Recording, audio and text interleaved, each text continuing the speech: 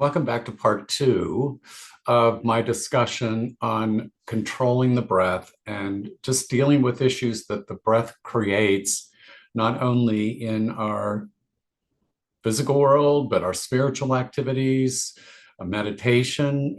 It's such a complex issue.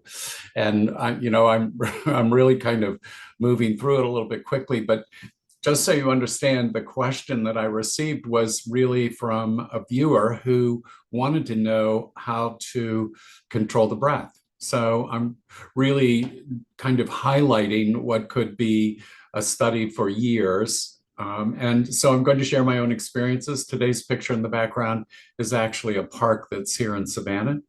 So I hope that you're enjoying that view. So my experience and the way that I think about the breath is this, that on a regular occasion, I never really fully inflate my lungs, meaning fully opening them up so that the air, certainly in the bottom of the lungs, is not exchanged as often as certainly in the sort of upward part of the lungs that I breathe with and through. So there are several things that I do. One of those is, as a regular practice before my meditation, is that I do a sequence of breaths. I inhale to a count, I hold my breath to a count, and I exhale to a count. Now, over the years, that's changed. When I was younger, I did a 15 in, a 10 hold, and an 8 exhale. But now I do 20, 20, 20. So I'm going to encourage you to start to experiment with that. See what it feels like to do that inhale, exhale, and release. Now, I used to do maybe 20 or 25 of those. I now do maybe 10 or 15.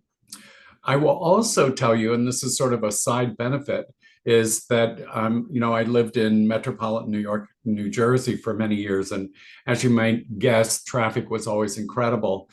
And I would do those alternating breaths in my car while I was driving, because ultimately what it did was it gave me additional energy. That just additional breath in the body was really a benefit for me. So that is a really important place. When I think back over the years, and I'm going to jump just for a minute to my meditation practice, I remember over the years how difficult it was for me to slow my breath. And if you'll recall from the video on meditation, I talked about for a long time really, concentrating my work on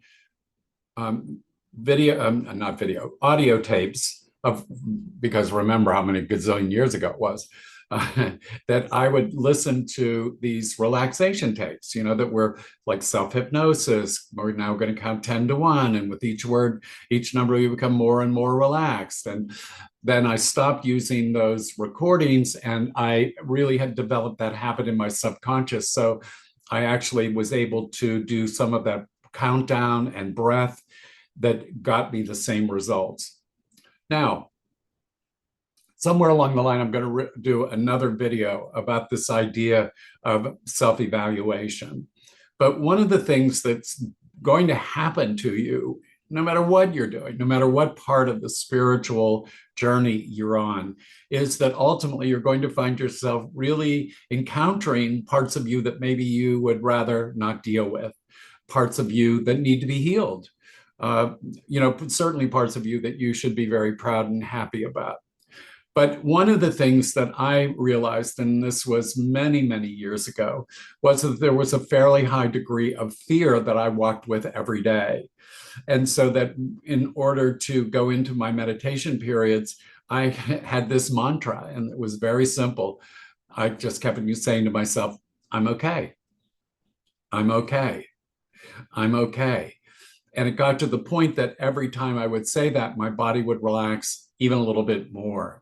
That was a pretty personal sharing that I just did there. So I'm going to hope that you find that of value, and that in some way you, in your own mind, when you're going into your meditation period or you're preparing to do some kind of a psychic exercise, that you check in where you are from an emotional standpoint. I think it's very important to do.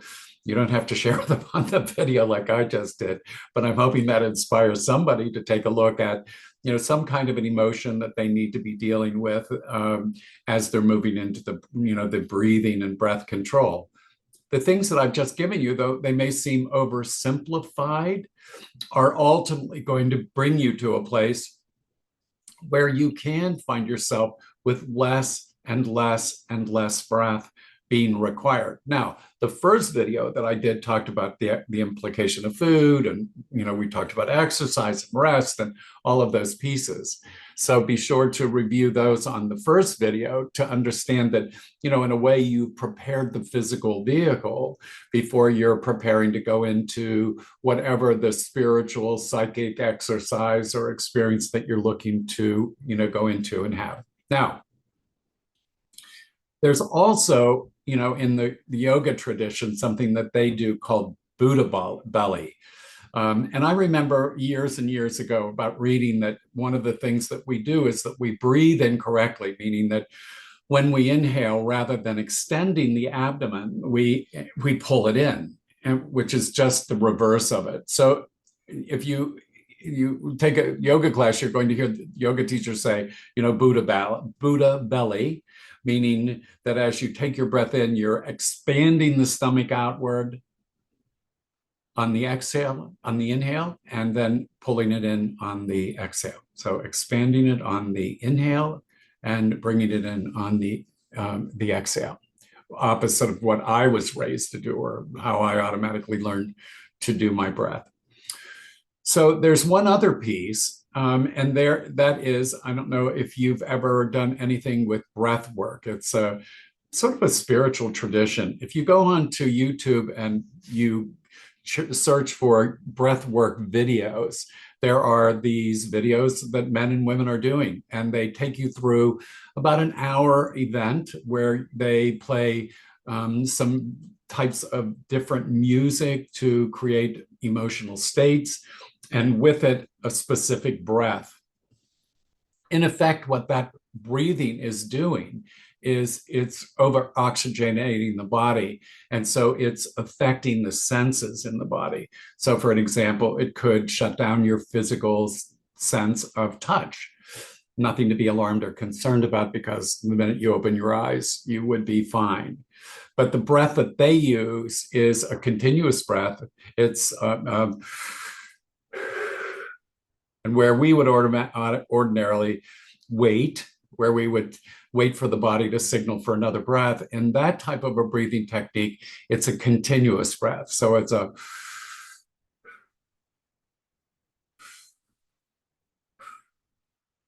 and it's with the mouth. So it's mouth breathing. So again, here's another idea of another way of working with the body, of preparing it. I personally think that what we talked about on the last video about food and what you're taking into the body and all of those pieces, combined with what I'm talking about in this video and the breath, are really the precursors to doing, just about any kind of spiritual work. I certainly would say to you, after all of these years, that I still continue to do these breaths as a prelude to my meditation period that I do every morning, somewhere around, 6 or 7 o'clock in the morning. So I, again, would encourage you to experiment with it and figure it out. I know over the years, I've had clients who actually think that they're tired, but what they actually are is toxic with energy and nervous energy.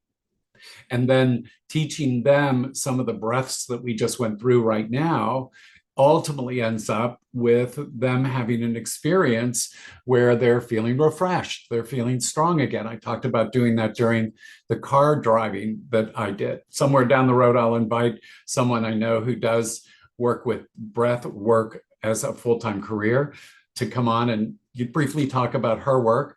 Over the years, breath work was always a part of my retreats. If you came to one of my retreats, you would do a breath session somewhere along the line.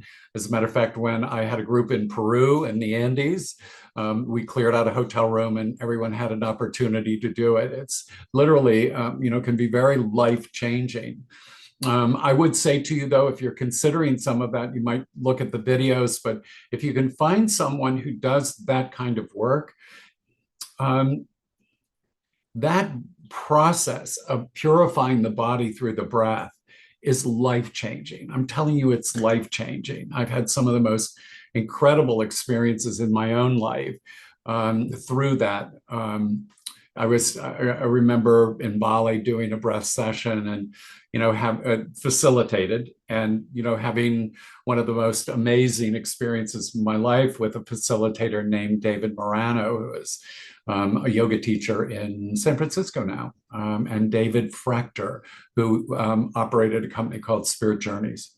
So, as I always say, if you have any questions, as you can see, I'm ready and available to respond to your questions, and I really appreciate it. I hope this is valuable to you. It may seem oversimplified, but my challenge to you is to try some of the breath technique that I've given you throughout this particular video, and really experimenting and trying to evaluate the impact on you and your body. So, as I always say, thank you for tuning in. Thank you for listening. I hope wherever you are today, you're having a wonderful day. And I hope you'll look forward to my next crazy video. So thank you again.